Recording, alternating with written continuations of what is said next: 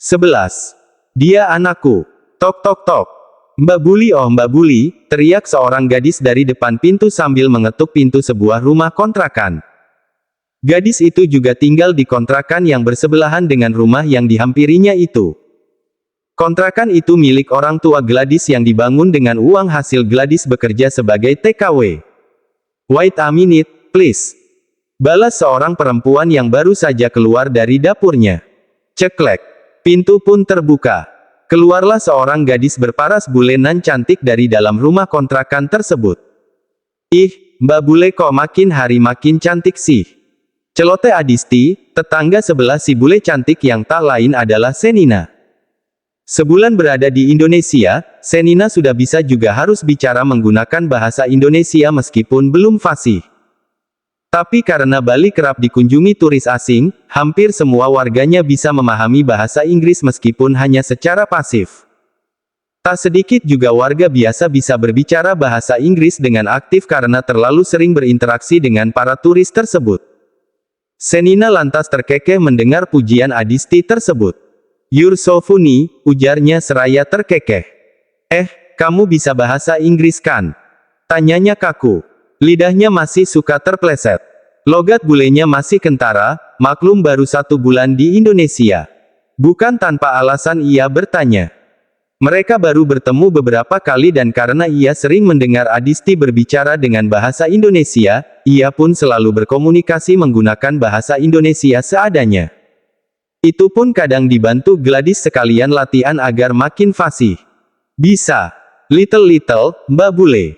Hehehe, Senina lantas tergelak mendengarnya. Mbak Bule jadi mau ikut Disti ke pasar. Tapi pasarnya itu rame Mbak Bule. Aromanya macam-macam, takutnya Mbak Bule enek. Mana semalam abis hujan, takutnya becek, nggak ada ojek, entar pulang-pulang jadi jelek. Hehehe. Ya, pagi ini Senina rencananya ingin ikut Adisti berbelanja ke pasar. Ia ingin membeli daging giling dan belajar membuat bakso goreng crispy seperti yang ia pelajari dari Ibu Gladys. Rencananya kalau ia sudah mahir, dia ingin belajar berjualan di depan sebuah SD yang mana di sekolah itu Adisti bekerja sebagai tenaga kebersihan. Ya, Senina tidak melamar pekerjaan sebagai sekretaris lagi. Senina sadar, ia sedang hamil saat ini. Kalau bekerja kantoran, ia pikir waktunya pasti akan terikat. Meskipun morning sickness-nya tak pernah lagi kambuh, tapi ia tetap saja mengkhawatirkan kandungannya. Walaupun awalnya ia tidak menginginkan anak dalam kandungannya itu, tapi setelah dipikir-pikir tak ada salahnya mengandung. Ia yang memiliki keluarga tapi seperti hidup sebatang kara membuatnya bertekad melahirkan bayinya dengan sehat sebab kini hanya bayi yang ada di dalam kandungannya sajalah keluarga satu-satunya. Senina sudah tidak memedulikan keluarga lagi. Terserah bagaimana keadaan mereka, toh mereka pun tak pernah menganggapnya apalagi memikirkannya. Senina menganggap keluarganya telah mati. Senina memilih berjualan sebab ia sangat senang melihat anak-anak sekolahan berhamburan kemudian menghampiri lapak-lapak jualan di depan sekolah tersebut. Gladys lah yang mengajaknya jalan-jalan di sana sebab di depan sekolah itu banyak sekali penjual makanan. Dan saat Senina belajar membuat pentol bakso goreng di rumah Gladys, Senina pun kepikiran ingin berjualan pentol bakso goreng tersebut. Adisti pun mendukung.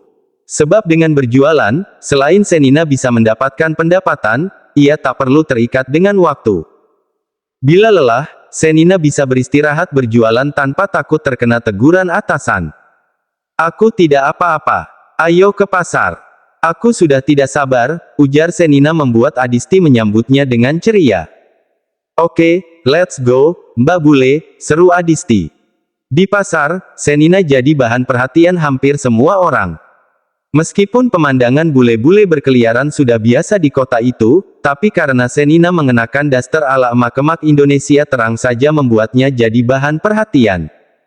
Baik Senina maupun Adisti acuh-acuh tak acuh. Mereka tetap melangkahkan kakinya mencari bahan-bahan untuk membuat pentol goreng crispy. Mereka juga membeli bahan-bahan masakan sehari-hari. Setelah selesai, mereka pun bergegas pulang. "Dis, kita mampir ke minimarket dulu ya.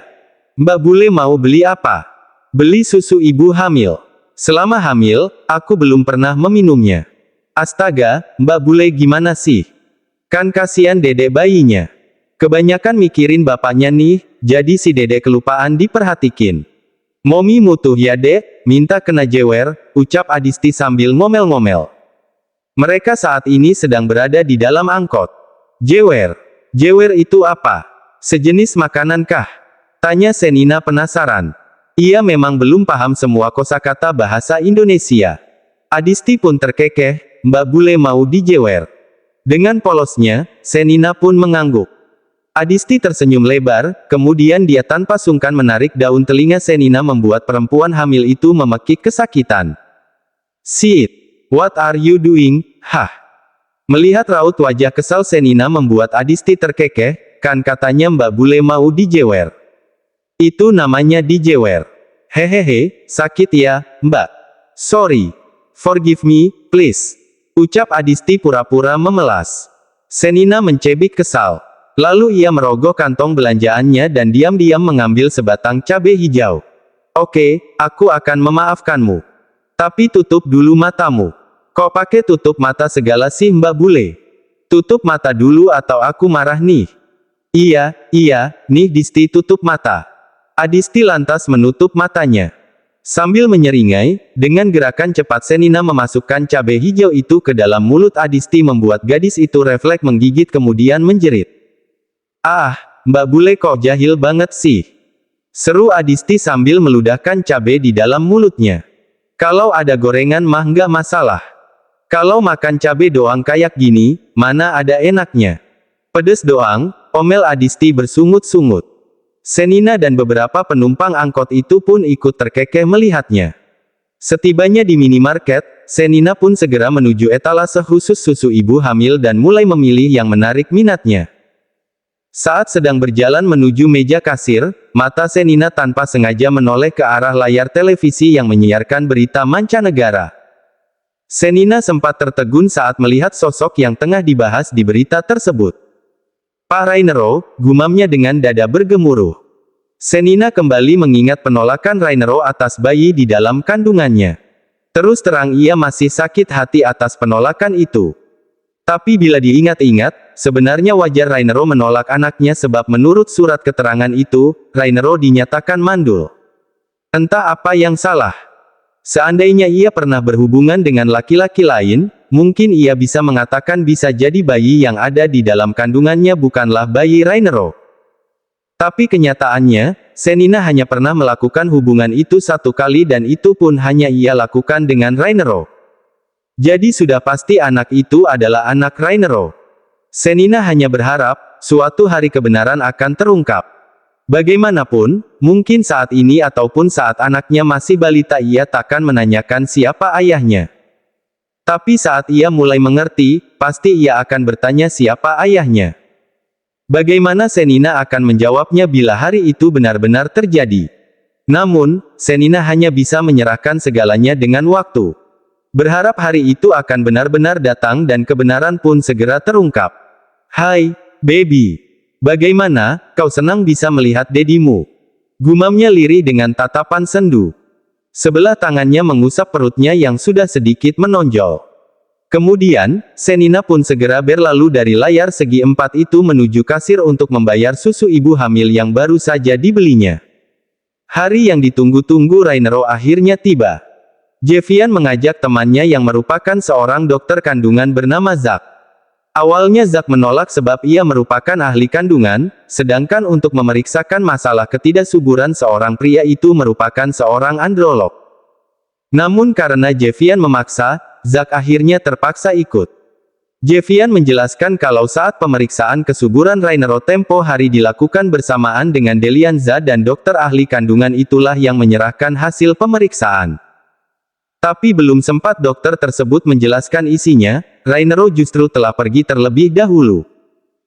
Padahal tanpa Rainero ketahui, dokter tersebut menyarankan dirinya untuk mengkonsultasikan masalahnya kepada yang lebih ahli, yaitu seorang androlog. Sebab menurutnya, permasalahan Rainero itu masih bisa diatasi. Lagi pula, Rainero ingin bertemu bukan untuk mencari tahu cara mengatasi ketidaksuburannya, melainkan memastikan dia benar-benar mandul atau ia hanya salah mengartikan isi dari surat tersebut. Rain, perkenalkan, dia Zachary, dokter spesialis kandungan yang aku ceritakan, ujar Javian memperkenalkan Rainero kepada Zack. Rainero, ujar Rainero seraya mengulurkan tangannya.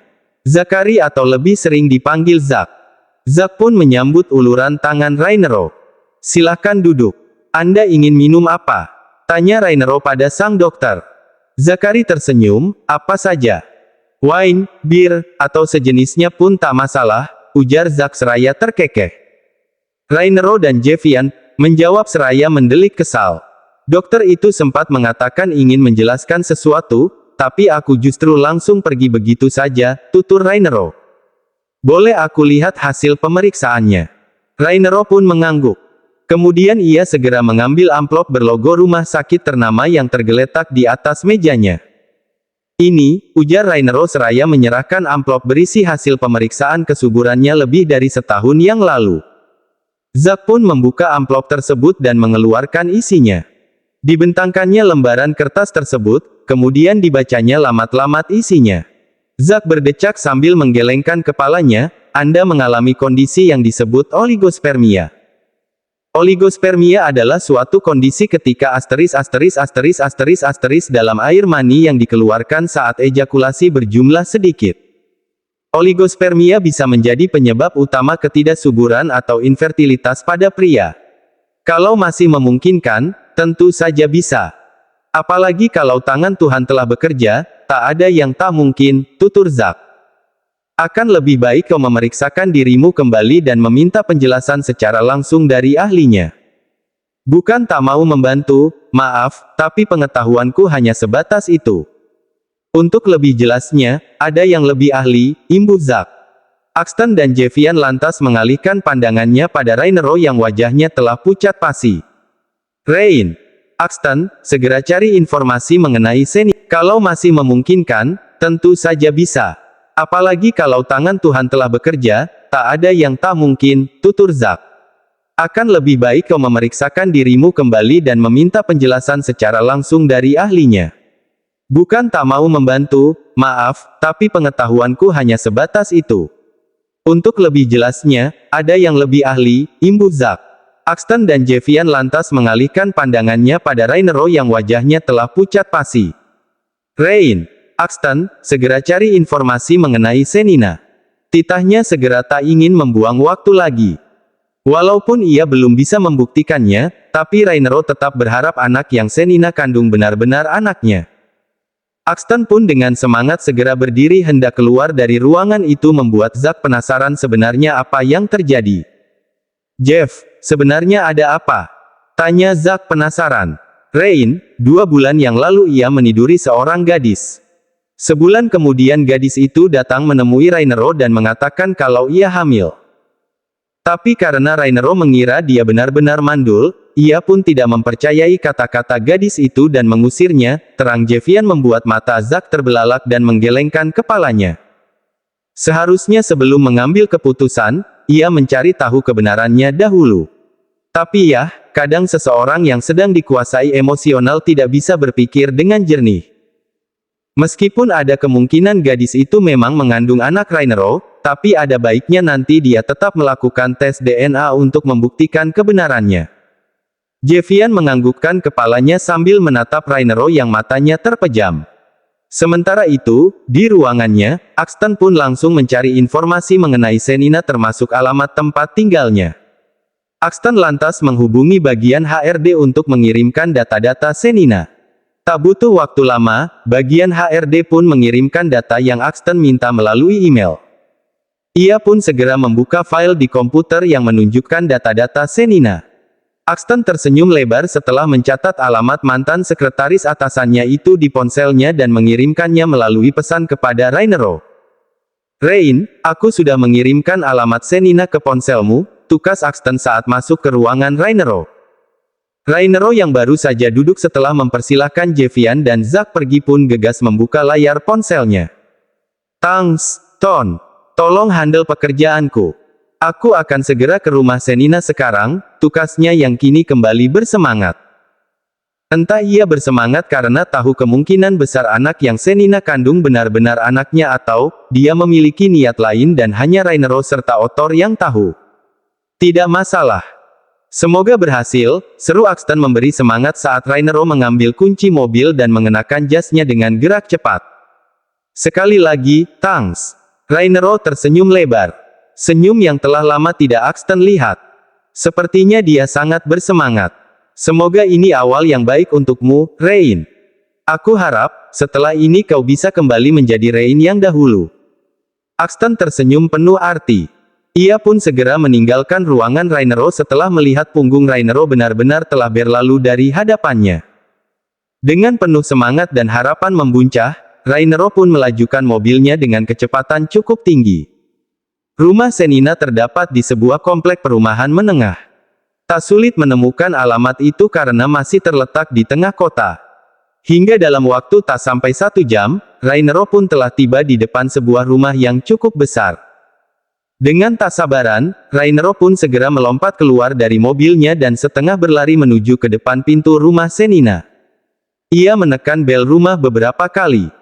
Tak lama kemudian, pintu pun terbuka dan muncullah seseorang dari balik pintu tersebut. Kamu, seru keduanya secara bersamaan.